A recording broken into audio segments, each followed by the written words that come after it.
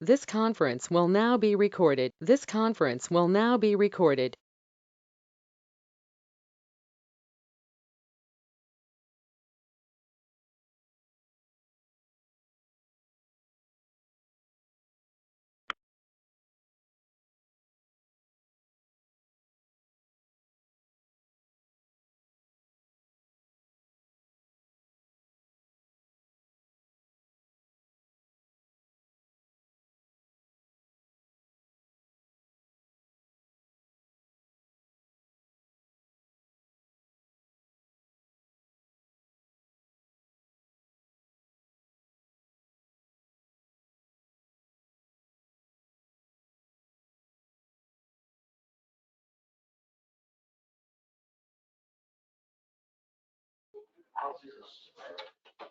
Okay, good morning. It's Wednesday, November the 17th, 2021. We'll call the hybrid meeting into session. It's 09:30 and we do have a quorum. Next item is item number 2 is opportunity for public comment. I'm not seeing anybody here from the public, or am I aware of anybody online that would like to make comment? Mayor? Okay, good. Moving on, we'll go to number 3. Ryan. You'll see on the screen and in your packet, we have the upcoming K-Tempo meeting scheduled. Those will be after discussion with the chair and vice chair, we'll determine whether those will be a hybrid, electric only, or in person. The FM 2271 feasibility study public hearing number 2 kicked off Monday night, I believe. There were quite a few people there. That's also available online if you want to go. The link to that feasibility study presentation is included in your packet. Congress and President Biden approved a temporary highway funding extension through December 3rd. As many of you are probably aware, and discussions have been happening, the Infrastructure Investment and Jobs Act actually has been passed and signed into law. Some key takeaways from that: there are about $284 billion above baseline spending for transportation, $110 billion for roads and bridges, $39 billion for transit, $66 billion for rail, $11 billion for safety, $25 billion for airports, $17 billion for ports and waterways, $7.5 billion for electrical vehicle chargers, and $7.5 billion for electric buses, and $1 billion for reconnecting communities. We will continue to monitor progress as information comes out about those funding streams and how those funds can be used. Amtrak is planning a major expansion of routes. A lot of this Infrastructure Investment and Jobs Act rail money will go to that. But the proposed expansion increases service between Dallas and Austin, as well as a new route between Dallas and Houston. The DOT Climate Action Plan was released. There's a link to that in your packet. And the curbside inventory report from Federal Highways and US DOT, that report is in your packet as well. The air quality readings were 77 and 75 for October. I know those are high numbers. I don't want anybody to get concerned. James, can you speak to why those numbers are so high, what we're seeing right here? Yes, so the numbers that we show are the highest average mean for the month. So there's a daily value, one value per day, and the value we show is the highest for the entire month. So if the numbers were consistently above that 70 parts per billion line, we would be in trouble. But as long as most of them are below the line, we're okay, because the way that TPA calculates whether we're in attainment or not is they take the 4th highest value each year for a 3-year period and average those. So if we have like 4 or 5 values above 70, that's a problem. But if it's just 1 for the year, then we're okay. Any questions on that? I know a lot of people see above 70 and they start thinking non-attainment, which means more stipulations for the MPO. I don't think we're even closing in on that yet. with that, that is my staff report. Okay, thank you.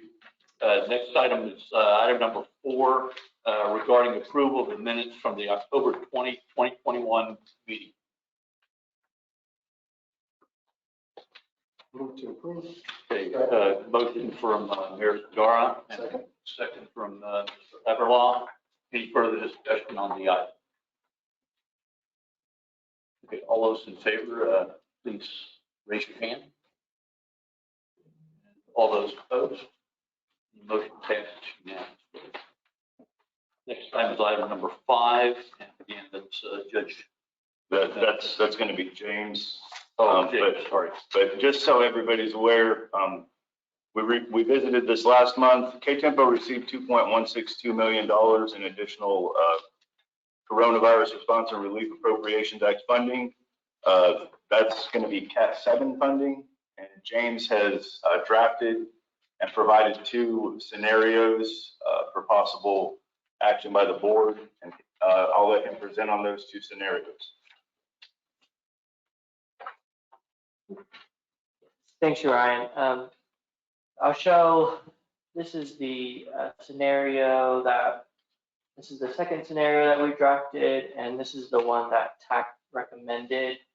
And what we did in this scenario is there's 3 projects that reduced the amount that they were funded in the first, in July, to make sure that some other projects could be added in, and those 3 were Warriors Path Phase 2. It reduced $480,000 for a traffic signal, and then Williams Road, the Georgetown Railroad project was reduced $148,350, and the Rancier Ave project was reduced $242,046.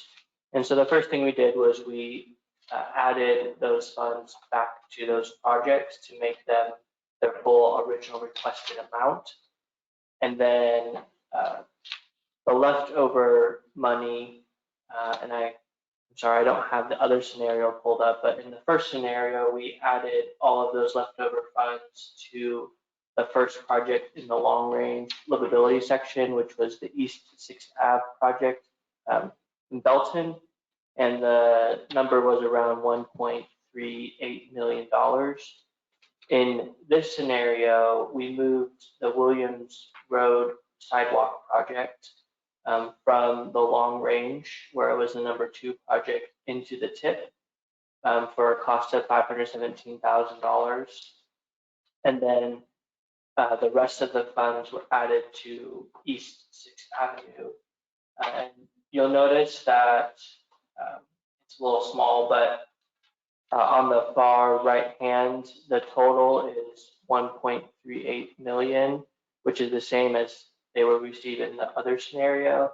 And the reason is because when Williams Road moved from long range into the tip, the money that was allocated in the long range still existed in the long range. So we just added that to the East 6th Ave project. Any questions? Is that clear as mud? A lot of moving parts. Any questions, James?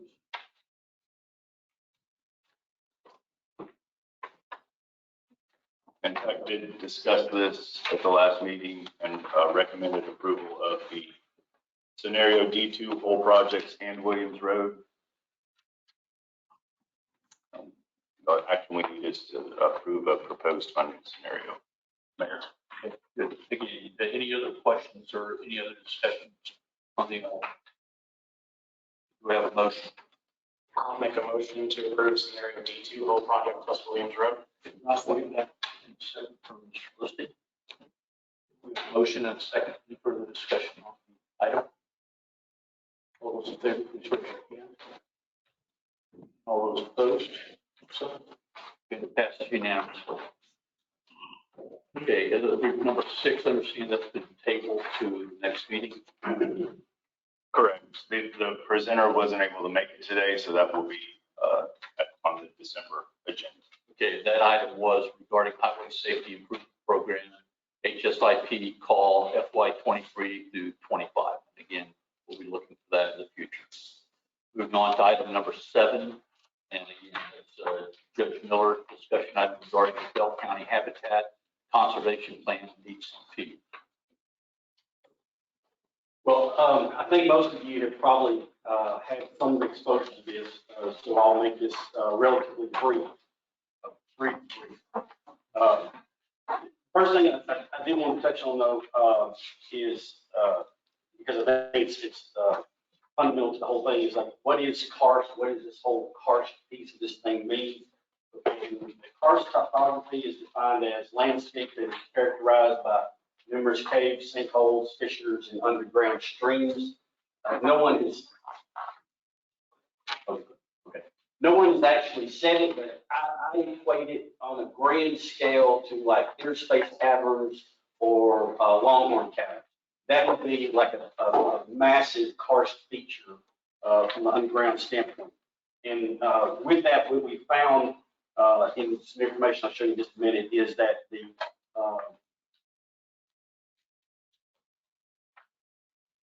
where am I clicking? Appointments, clicking. Either that or I can't operate. Which is, it's highly likely. Okay.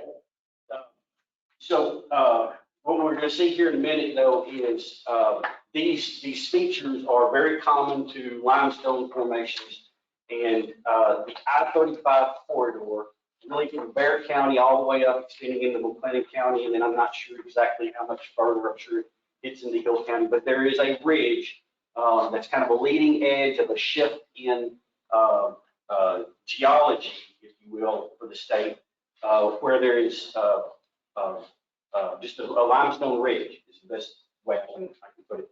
So these features are very common to limestone, and it has a significant presence in our regional area. Next slide. So with that, there's a gentleman by the name of Benny who's been involved with studying karst features in Texas since the early 90s. Rumor has it that he has banked his retirement plan on karst features. He has paid for his kids' colleges for karst features, and probably has some philanthropic endeavors that are all related to karst features. Who would have thunk it? So he has had these various studies, and the latest one was updated in 2021. And unfortunately, karst features don't follow the boundaries of governmental constraints. So they don't end at the Bell County line. They don't end at the Williamson County line or any of those things. So as his study has progressed, it started basically in Travis and Williamson counties. Then it took a turn to the south so they could encompass Bexar County and the counties along the way. And then it has then moved steadily north. And so Bell County was the latest to receive his blessings that they have karst features. And then, just by, sheer connection, we obviously in Corio County realized that those features don't stop at the county line. Next slide.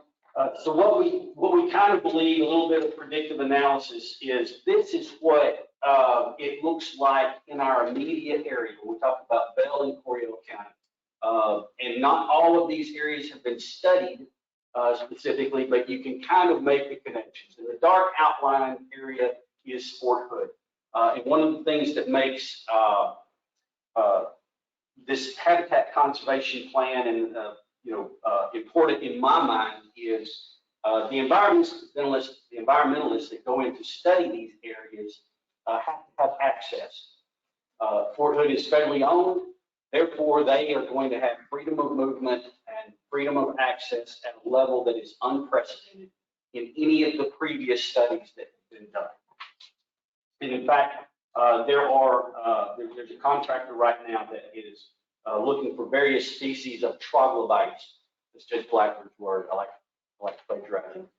Troglodytes into these features on Fort Hood, and then obviously you can make the direct correlation between features and what type of little critters are living in those features as they extend out from the southern area. So there is a significant impact. I mean, all of those various colored areas are what are considered, they are either identified as karst features or they have topography that is consistent with karst features. All right, next slide. So then what are we really talking about? Because it's not just the features, it's the features that house the critters, the troglodytes, if you will, that some of them have been declared endangered at this point. I just want to kind of give you a snapshot of 3 that are already identified, and that's the back cave spider, the bee cave harvestman spider, and the coffin cave mold beetle. And I do want to point out that the coffin cave mold beetle is pictured on the head of a penny.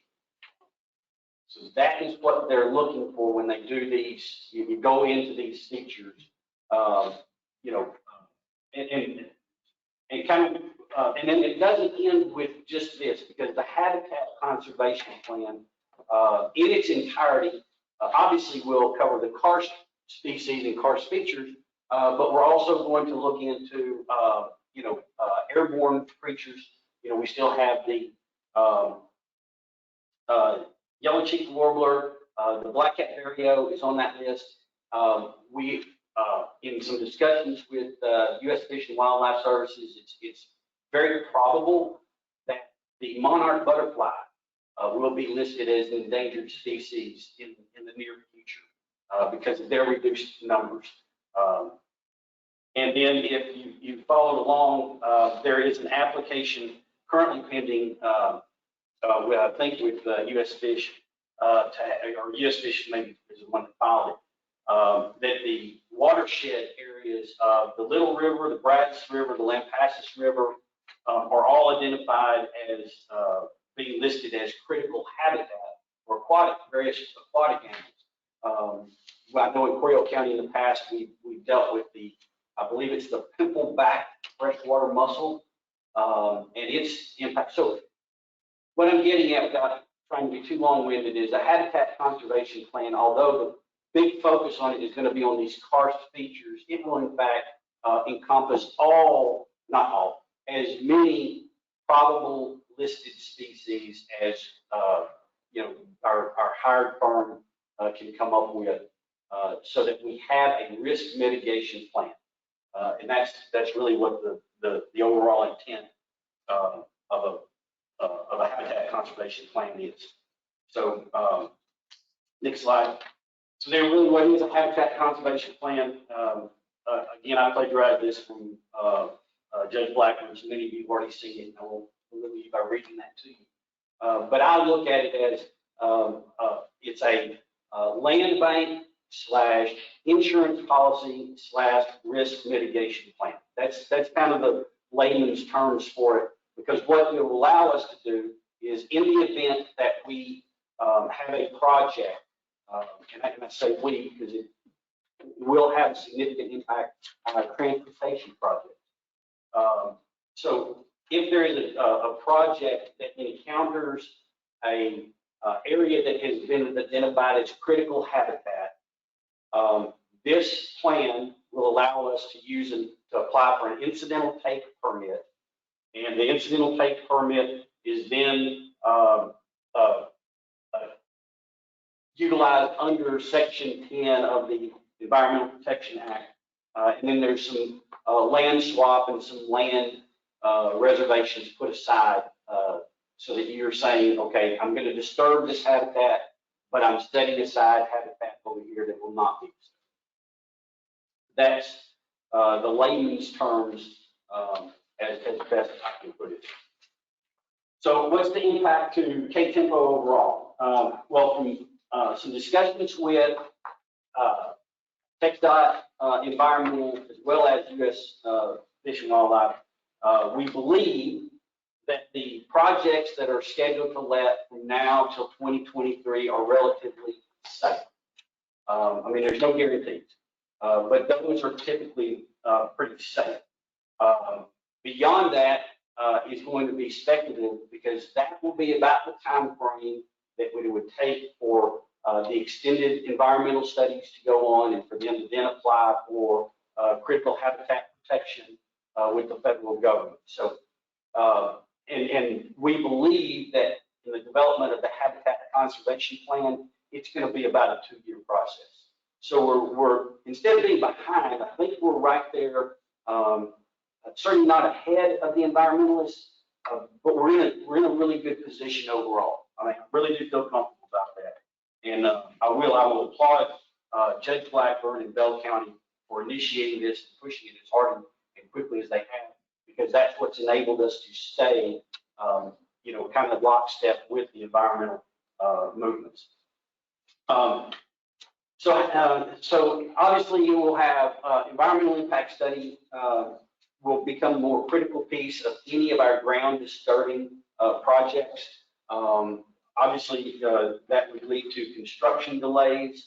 I didn't go back and do all of the historical research, but the one I like to reference is the Highway 195 project between Killeen and Georgetown, where they got to about the Florence area and they found karst features. That caused about an 18-month, 24-month, something like that delay, to the point that TxDOT actually picked up and they moved down to Georgetown and started working south to north on the highway just to reduce the delays that were involved with that project. So you look at the tip that we just talked about. Every one of those projects potentially is impacted with, if we don't have a habitat conservation plan in place. And certainly as we moved the Salado project up on the list, I mean, they have had a history of having to deal with the Salado salami. It just goes on, and I'm not going to give you a history lesson on it. You are much more aware of it than I am. But I do feel strongly about that. So you also run into construction delays, cost increase, and then there's a regional economic impact of those industries, those potential businesses that may not want to come to this area because they have some tie to maybe some federal funding. And that's the key to this. Is there a federal nexus? Well, pretty much everything TxDOT does these days, has a federal tie to it. And the additional funding that K-Tempo has received, that's federal funding. So any project we put those funds towards would be susceptible to additional environmental studies to be able to execute those projects. And even then, you're looking a longer scope.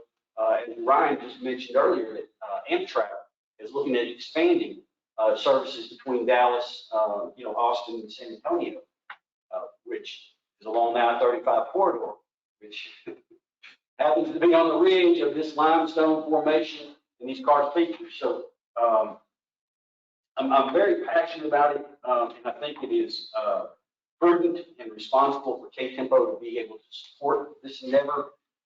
Currently, the partners that are actively engaged are Bell County, Coryell County, Clearwater Underground Water Conservation District, the Middle Trinity Groundwater Conservation District, Brazos River Authority, the cities of Killeen-Temple, Belton, Parker Heights, and Salado, the cities of Coppers Cove and Gatesville. And again, we have also engaged TxDOT, and TxDOT Environmental is active in this. Obviously, U.S. Fish and Wildlife Services, and right now, oftentimes they could be considered the enemy, and I don't, in this case, think of them as the enemy. They've been very supportive, and they've encouraged and assisted in how we develop the plan and the process to be able to do that. We have had talks with Fort Hood because obviously there are going to be some impacts with Fort Hood. We want to be good neighbors and be supportive of them as well. And of course, the Heart of Texas Defense Alliance. They're kind of ready to do this. So those are kind of the others, minus the cities, counties, and other things that I've mentioned. So anyway, that's my brief, which is probably too long. I apologize for that. But again, I do think it's important for this overall plan to have the support of K-Tempo because it's going to impact every project that this board recommends that any municipality or government entity of any type suggests and recommends, as we improve the quality of life and trafficability within the Central Texas region. Some of your questions, that's all I got. The longest. I would like to note that, and probably next month or the month after, staff will be bringing a UPWP amendment to the policy board and the TAC for consideration to provide some financial support for the project.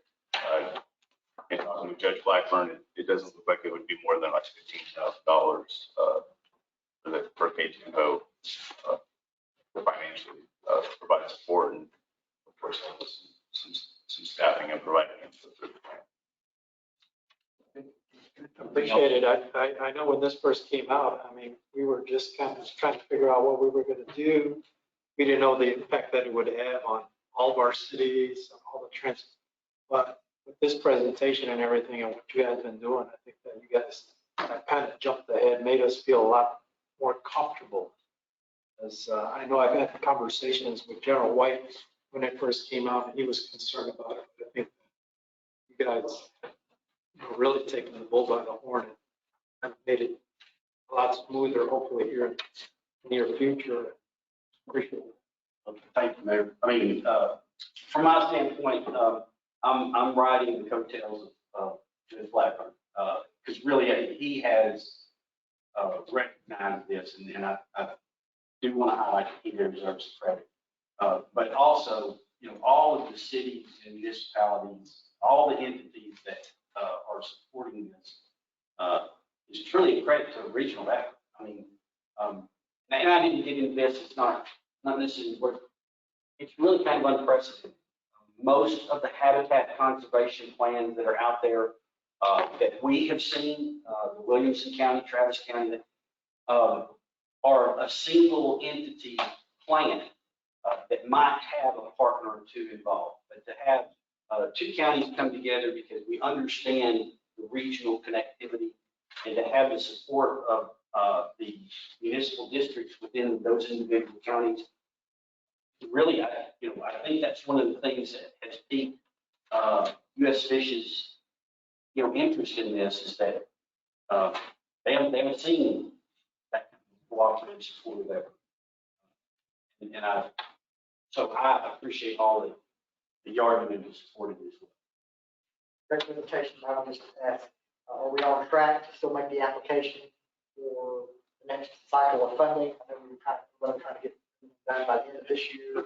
We are. We are. Right now, I've got to get hold of Judge Blackburn to find the latest, but the request for proposals for companies that are interested in doing the grant application, which then leads to the development of the plan, study for the plan. That RFP has already gone out. I believe the responses were due in last Friday. I'm trying to remember these, so please bear with me if I'm off by about a week. But I believe next week or the following week, within the next 2 weeks, probably the first week of December, that would be Thanksgiving. So the first week of December then would be the grading and evaluation of those RFPs. And once that company is selected, then they have the responsibility for applying for the grant. And I do want to make that distinction clear with this group, is that the support that I believe is warranted here is for the grant application and plan development. Who participates in the plan may be a different set of partners. And I'm not positive. I don't want to step too far out of my bounds, but I believe there may be some legal constraints as to whether K-Tempo can actually be a participant in the plan. But they fully can do everything that I've read and I've been briefed on, Killeen-Temple is, you know, has the ability to participate in the grant and plan development process. And so with that, this grant application window, the date hasn't actually been set, but we believe that, you know, historically it's like the end of February, 1st of March. And yes, we would be on track for that grant application.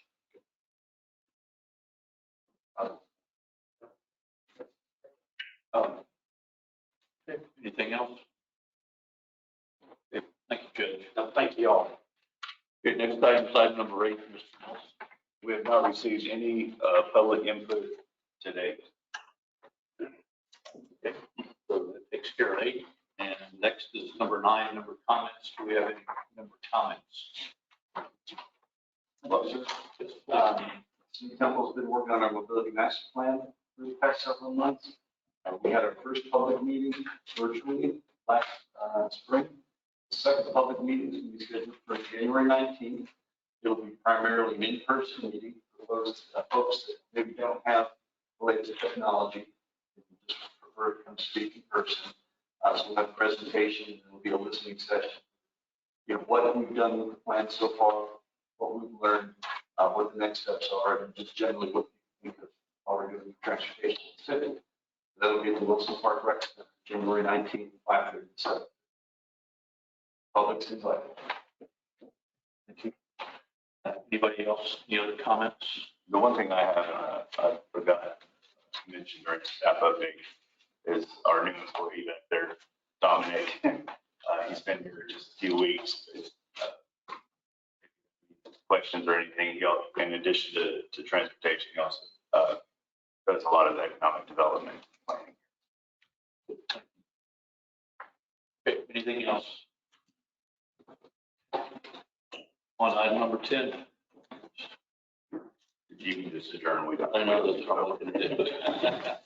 Okay, time is 10:02 and we're adjourned.